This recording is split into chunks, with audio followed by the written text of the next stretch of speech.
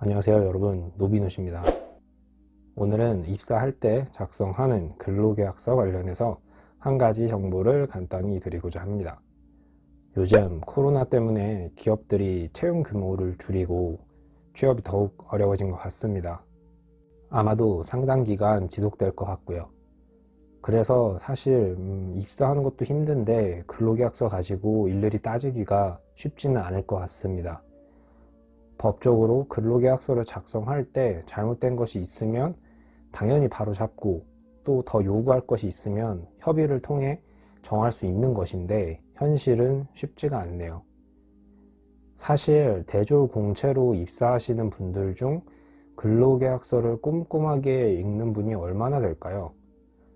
요즘은 그래도 다들 관심이 많으셔서 읽어보신다 하더라도 제 생각엔 거의 쓱 훑고 지나갈 것입니다.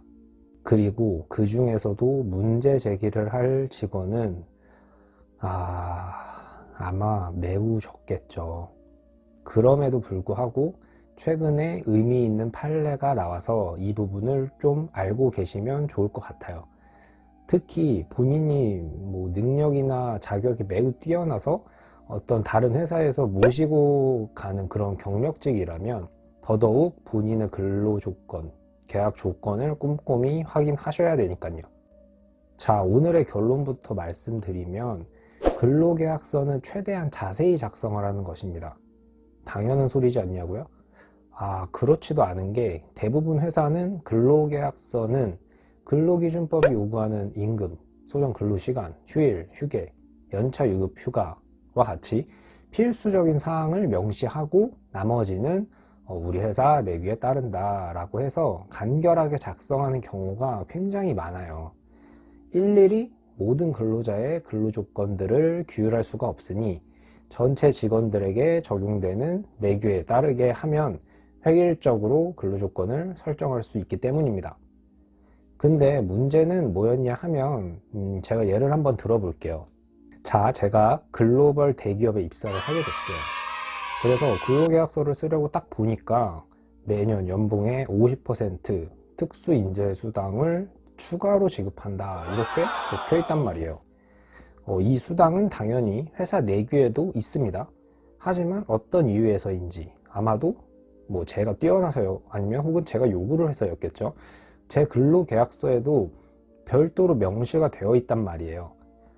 그리고 저는 이 근로계약서에 서명을 하고 근로계약을 체결을 했습니다. 자, 그리고 입사를 해서 몇 개월 회사를 다니고 있는데 코로나가 터진 거예요. 그래서 회사가 어려우니까 이 수당을 없애기로 결정을 했습니다. 그러면 내규를 당연히 변경을 해야 되는데 예전에도 말씀드렸듯이 근로자한테 불리한 내용으로 내규를 변경하려면 뭐가 있어야 되냐면 근로자 과반수의 동의가 있어야 됩니다. 자, 그래서 이것에 맞게 회사가 이제 설명회를 열고 취지를 설명을 해요. 코로나 때문에 회사가 어려우니까 이 특수인재 수당은 없애겠습니다. 자, 이렇게 설명을 합니다. 그리고 이제 동의를 받기 위해 종이를 나눠주는데, 자, 이걸 받은 제가 기분이 안 좋아요. 나는 이 수당을 받으려고 회사 이직을 했는데 이게 없어진다고? 그래서 어떻게? 동의를 안 했어요. 난 동의를 안 했단 말이에요. 근데 그럼에도 불구하고 전체 직원의 과반수 이상이 동의를 해버려서 내규는 유효하게 변경이 됐습니다. 그리고 특수인재 수당이 사라졌어요. 자, 여러분, 그러면 저는 이제 특수인재 수당을 받을 수 없을까요? 원칙적으로 불리하게 내규를 변경하더라도 적법한 절차를 거치면 비록 동의하지 않은 사람에게도 불리하게 변경된 내규가 적용이 됩니다. 그러면 저도 특수인재 수당은 원래 못 받는 거예요. 근데 여기서 일반 직원들과 저의 차이점은 뭐였죠? 저는 근로계약서에 이 수당을 별도로 명시했다는 거예요. 그리고 내규를 변경할 당시에 저는 동의도 하지 않았고요. 이게 핵심입니다.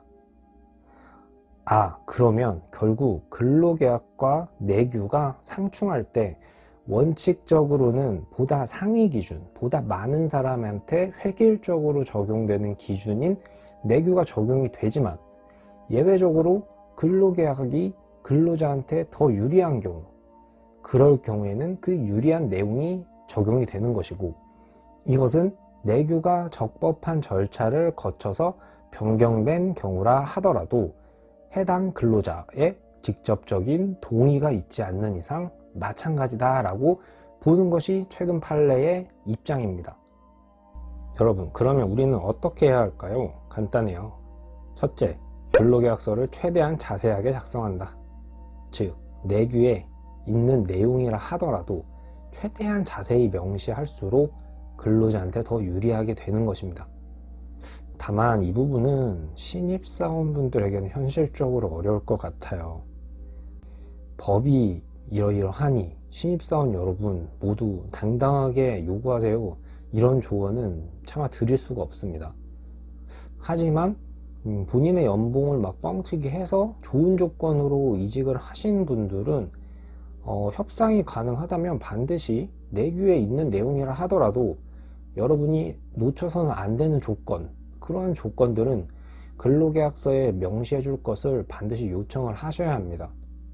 둘째로, 해당 조건이 내규 변경을 통해 변경될 경우라 하더라도 동의를 하시면 안 돼요.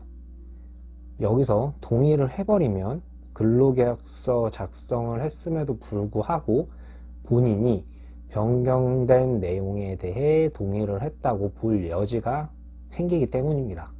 리스크는 없애자는 것이죠. 동의는 하지 않는다.